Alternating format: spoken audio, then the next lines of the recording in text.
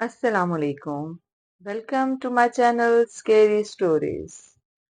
آج آپ کے لیے میں لے کر آئی ہوں جنات کے وظیفے کا پارٹ 3۔ چلیں بڑھتے ہیں کہانی کی طرف۔ میرا نام موسیٰ ہے، میں ملک سے باہر ہوں۔ یہ واقعہ میرے ساتھ سال 2019 میں پیش آیا جب میں پاکستان میں تھا۔ بنیادی طور پر تو میں راولپنڈی شہر میں رہتا ہوں، لیکن میری والدہ کی وفات کے بعد میں بحریہ ٹاؤن میں شفٹ ہو گیا۔ یہ گاؤں کوٹلہ کا علاقہ نام پر ایک مشہور گاؤں ہے، وہاں میں نے مکان لیا۔ ہم 3-4 ساتھی تھے جو وہاں رہتے تھے۔ فیز 7 اور فیز 8 کو جو آپس میں جوڑتی تھی، وہاں ایک سڑک تھی جس کو جاپان روڈ کے نام پر جانا جاتا ہے۔ اس کے دونوں طرف ایک گھنا جنگل اور پہاڑ بھی تھے۔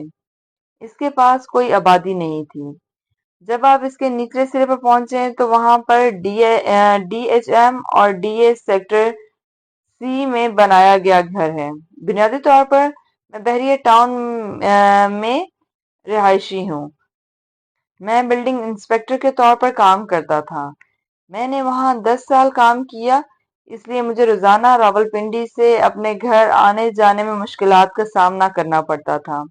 چنانچہ 2019 میں میرے والد کی وفات کے بعد، کیونکہ میری والدہ کا انتقال پہلے ہو چکا تھا، اس لیے میں نے محسوس کیا کہ اب ہر روز گھر آنا جانا میرے لیے کوئی فائدہ مند نہیں۔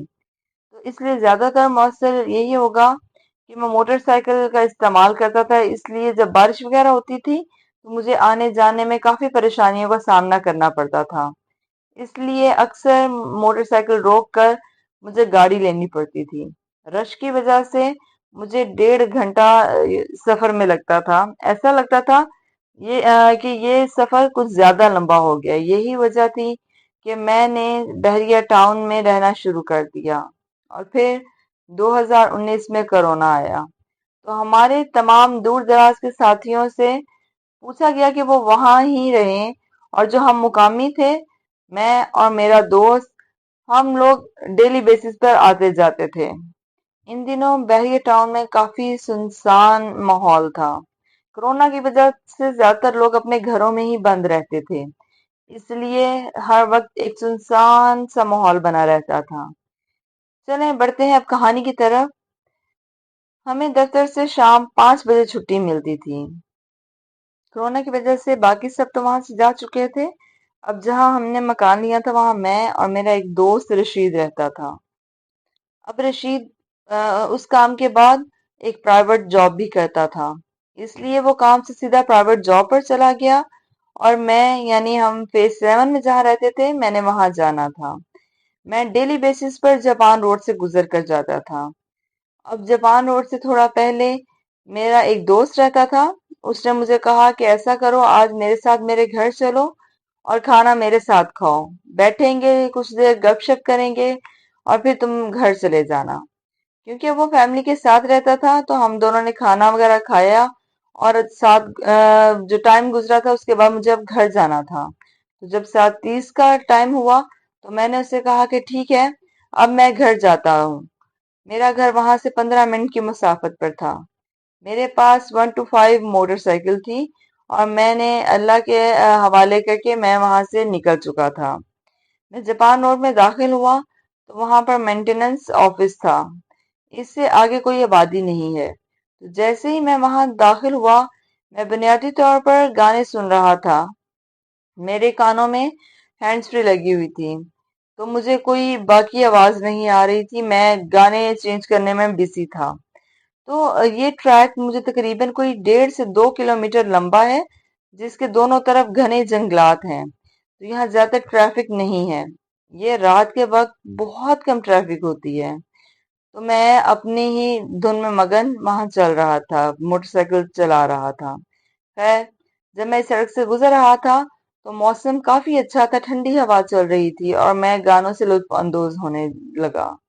اچانک میرے لاشعور نے مجھے ایک ایسا احساس ہوا، یہ سوچنے پر مجبور کر دیا کہ میں موٹر سائیکل کافی ٹائم سے چلا رہا ہوں، اور مجھے لگا کہ میں ایک راستے کو کئی دفعہ سے فالو کر رہا ہوں۔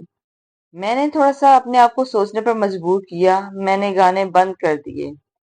حالانکہ وہ پوزیشن اگر آپ جاپان روڈ پر سفر کرتے ہیں تو صرف ایک بار ہی ہے کہ جہاں پر پہاڑی کٹی ہوئی ہوتی ہے۔ میں نے اپنے آپ کو تھوڑا سا آرام دیا اور سوچنے پر مجبور کر دیا کہ یہ حقیقت کیا ہے، حقیقت ہے یا میرا وہم ہے۔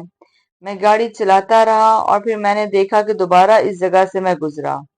میں تھوڑا سا پریشان ہو گیا، آج تک میرے ساتھ ایسا کچھ نہیں ہوا۔ میری بائک بھی تھوڑی سی ہیوی فیل ہو رہی تھی، جیسے کوئی چیز میری بائک پر بیٹھی ہے اور مجھے اور میری بائک اس نے اپنے حصار میں لیا ہوا ہے۔ میں بہت ڈر چکا تھا۔ میں نے آیت الکرسی پڑھنا شروع کر دی۔ میں اس آیت الکرسی اور درود پاک پڑھتا رہا۔ میں نے دیکھا کہ اب دوبارہ جیسے ہی میں آیت الکرسی پڑھا، تقریباً 5 سے 10 منٹ کے بعد دوبارہ میں اسی جگہ سے گزرا۔ اس کے بعد میری حالت مزید بگڑ گئی۔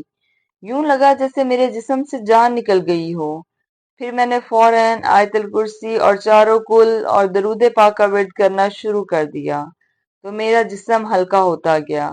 گانے تو میں نے تبھی بند کر دیے تھے جب مجھے احساس ہوا کہ میں ایک ہی راستے کو بار بار فالو کر رہا ہوں۔ تقریباً 5 سے 10 منٹ کے بعد مجھے لگا کہ جیسے میں اس چیز سے باہر ہو گیا ہوں، میں جیسے اب اپنی اصلی کنڈیشن میں آ رہا ہوں اور میں راستے میں صحیح جگہ پر پہنچ رہا ہوں۔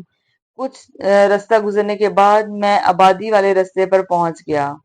میں تقریباً 1/4 گھنٹے میں جہاں پھنسا ہوا تھا بہت مشکل سے وہاں سے نکلا اور میرے سامنے اب ایک لینڈنگ آئی جس کے بعد اللہ لکھا ہوا تھا، جس کو اللہ والا چوک کہا جاتا ہے۔ میں وہاں پر پہنچ گیا اور میری سانس میں سانس آئی، جیسے مجھے ہوش آ گیا۔ مجھے ٹھنڈے پسینے آ رہے تھے۔ مجھے ایک عجیب سا احساس ہو رہا تھا جو میں شاید الفاظ میں بیان نہیں کر سکتا۔ یہ مجھ پر جو کنڈیشن طاری ہوئی تھی یہ میں ہی جانتا ہوں، کیونکہ ایسا کبھی نہیں ہوا کہ آپ ایک ہی راستے پر بے دہانی میں بار بار بار گزری جائیں۔ لیکن اور چلیں ایک جگہ سے گزرنا تو بار بار ہوتا ہے، لیکن جو میرے اوپر ایک وزنی سی کنڈیشن تھی وہ بہت عجیب تھی اور جو میرے پڑھنے کے بعد بالکل ٹھیک ہوتی گئی۔ اب ہوا یہ کہ مجھے اور تو کسی چیز کا احساس نہیں ہوا، بس یہی فیل ہو رہا تھا۔ میں آپ کے ساتھ اپنی اس خوف زدہ فیلنگ کو شیئر کرنا چاہ رہا تھا۔ میں اور کچھ نہیں سنا اور نہ ہی کچھ دیکھا۔ میں نے آج تک یہ واقعہ کسی اور کے ساتھ شیئر نہیں کیا سوائے اپنے اس فیلو کے ساتھ جو میرے ساتھ رہتا تھا۔ وہ بھی یہ سن کر خاموش ہو گیا، کیونکہ یہ ہونا ناممکن ہے کہ آپ ایک ہی جگہ پر بار بار گزریں۔ اب میں اس روڈ پر اکثر و بیشتر دن کے وقت ہی گزرتا ہوں۔ میں رات کو وہاں سے گزرنے سے گریز کرتا ہوں۔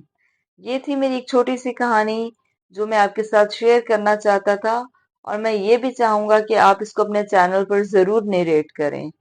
بہت شکریہ۔ اللہ حافظ۔